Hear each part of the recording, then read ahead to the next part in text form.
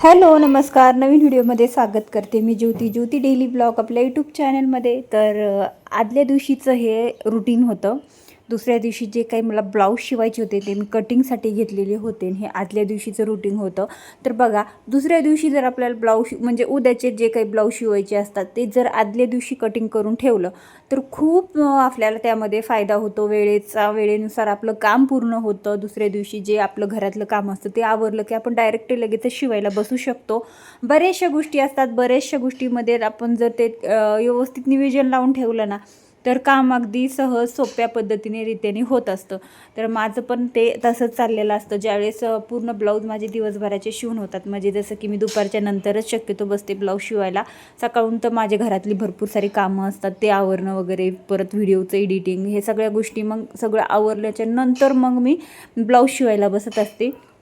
So जे काही blouse शिवले असतात मग ते संध्याकाळचे मग हुक लावायचे. त्यानंतर मग घरातला स्वयंपाक वगैरे, किंवा मग उशीर झाला स्वयंपाकाला तर मग अगोदर स्वयंपाक करून घ्यायचा आहे, नंतर शिवलेले ब्लाऊज हुक लावायचे आणि त्यानंतर मग दुसऱ्या दिवशीच्या ब्लाऊजचं पण कटिंग असतं. तर तेच माझं आत्ताचं हे कटिंग चाललेलं होतं. तर म्हटलं चला उद्याची काही तयारी करून ठेवावं. आता कामाच्या वेळेनुसार कामानुसार वेळ बदलते किंवा असं म्हणता येईल. कारण जसं काम असतं ते डोक्यामध्ये कसं असतं आपलं, जसं की ठेवलेलं असतं की नाही मला आता उद्या एवढं करायचं आहे, हे ब्लाऊज मला द्यायचे आहेत, ते वेळेमध्ये पूर्ण झाले पाहिजे, इतकेच झाले पाहिजे, तेवढेच झाले पाहिजे, हा इतका त्या कस्टमरचं कंप्लीट झालं पाहिजे, ह्याचं तेवढं झालं पाहिजे.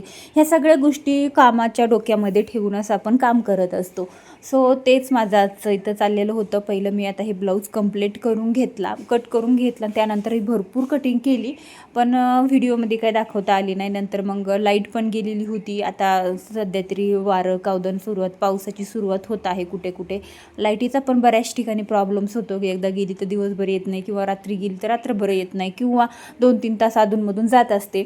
त्यासाठी सुद्धा आपलं कामाचं नियोजन इकडं तिकडं जाऊ शकतं. त्यासाठी मग मला डेलीचं रुटीन तुम्हाला दिवसभराचं शेअर करता येत नाही आहे. पण मी आता लवकरच तुमच्याशी एक दिवसभराचं रुटीन शेअर करेल. कोणाकोणाला दिवसभराचं रुटीन बघायला माझं आवडेल तर कमेंट बॉक्समध्ये नक्की कळवा. म्हणजे कसं मग मला व्हिडिओ बनवता येईल. बऱ्याच ताई कमेंट करतात की ताई तुझं दिवसभराचं रुटीन दाखव असं म्हणून. तर पण दिवसभरामध्ये एवढं काय काय असतं, म्हणजे एवढं काम आपण करतो, एवढा मोठा दिवस असतो, एवढंच तर शूट नाही होत. पण छोटे छोटे क्लिप का आहे ना मी शूट करून तुम्हाला तो व्हिडिओ नक्की शेअर करेल.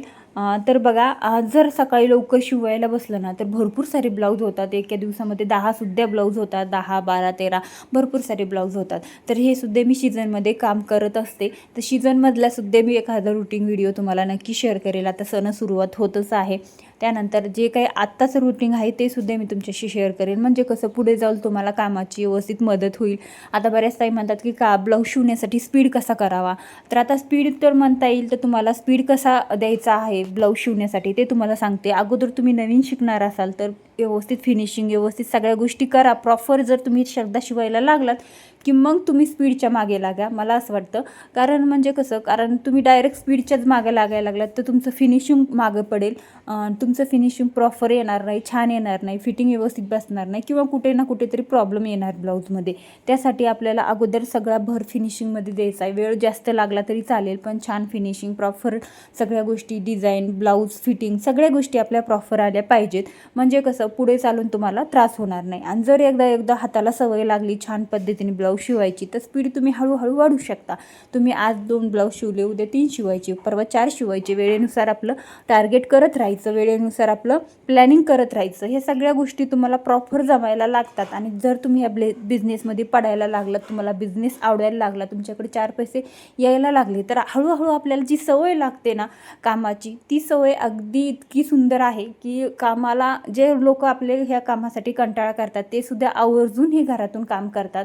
इतकं छान काम आहे. मला तर वाटतं तुम्ही पण नक्की शिकावं.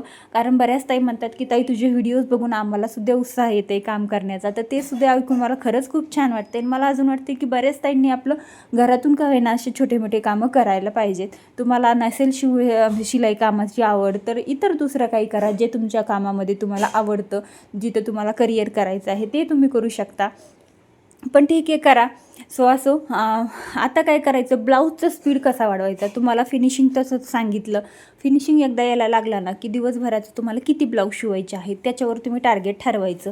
त्यानंतर तुमचा इतक्या तासामध्ये म्हणजे 1 घंट्यामध्ये ब्लाऊज कंप्लीट झाला पाहिजे, किंवा तुमचा 45 मिनटामध्ये ब्लाऊज कंप्लीट झाला पाहिजे, 40 मिनटामध्ये झाला पाहिजे, ह्याचं स्पीड लावून ठेवायचं.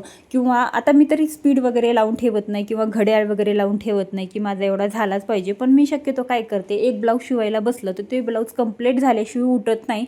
किंवा उठणं जरी झालं, कस्टमर आलं किंवा घरात मुलं इतर काही गोष्टी मागतात, हे कर ते कर, तर त्यावेळेस जरी उठलं तरी पण नॉर्मल तेवढ्या पुरतं, किंवा तेवढा ब्लाऊज झाल्याच्या नंतर मुलांना सांगते की बाबा मी उठते, तुम्हाला हे देते ते देते. किंवा मुलं आता शक्यतो माझ्या हाताने सगळं काही घेतात. अशा गोष्टी मग मी मॅनेज करायला सुरुवात करते. आणि मग तिथे कुठेतरी आपला वेळ, जितका वेळ आपण वाचवतो तितका वेळामध्ये आपलं जास्त काम होईल आणि आपण जास्त पण पैसे कमवू शकतो. हा तुमच्याकडे भरपूर सारे गिऱ्हाईक असेल तर तुम्ही नक्कीच स्पीड वाढवा, कारण स्पीड हे खूप गरजेचं आहे. जर तुम्ही स्पीडने काम केलं तरच तुमच्याकडे सुद्धा जास्त पैसे यायला लागतील.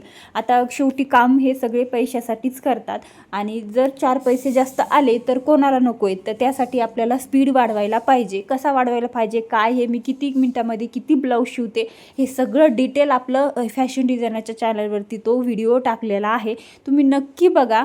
आता बघा, मी 6 ब्लाऊज जरी दुपारच्या नंतर शिवले तरी 6 ब्लाऊजनी 250 रुपये शिलाई किती होते. प्लस त्यामध्ये जर काही नवीन लेस नॉट वगैरे ॲड केलेले असते त्याचे चार्जेस मी वेगळे घेते, तेच सोडा.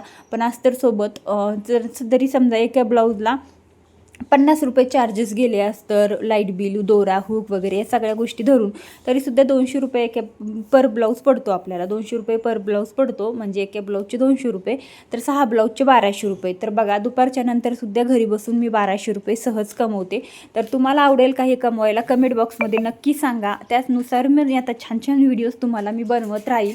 म्हणजे कसं की घरी बसून काम कसं पद्धतीने केलं पाहिजे, की कमाई आपण कशा पद्धतीने सुरुवात केली पाहिजे. जर तुम्हाला यातलं काहीच नॉलेज नसेल तर ते सुद्धा मी नॉलेज तुम्हाला पुढे चालून देईल, आणि बऱ्याचशा गोष्टी तुम्हाला शिकवण्याचा प्रयत्न करणार आहे.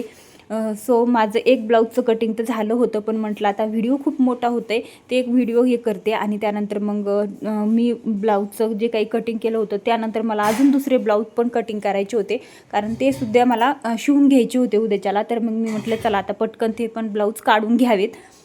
तर चला, हेच माझं काम चालू होतं. पण व्हिडिओ तुम्हाला असा समोरासमोर बोलून दाखवून व्हिडिओ बनवायला खरंच वेळ मिळत नाही आहे, कारण कामं भरपूर असतात त्यासाठी. पण शक्यतो मी जितकं शक्य होईल तितकं मी बनवेल. आता ही दुसऱ्या दिवशीचा थोडासा व्हिडिओ होता, मुलं थोडं पुढं खेळत होते आणि माझे ना दुसऱ्या दिवशी ना 6 ब्लाऊजचं कंप्लीट टार्गेट होतं, तर ते सुद्धा मी केलेलं आहे. व्हिडिओला लाईक करा, शेअर करा आणि चॅनलला सबस्क्राईब.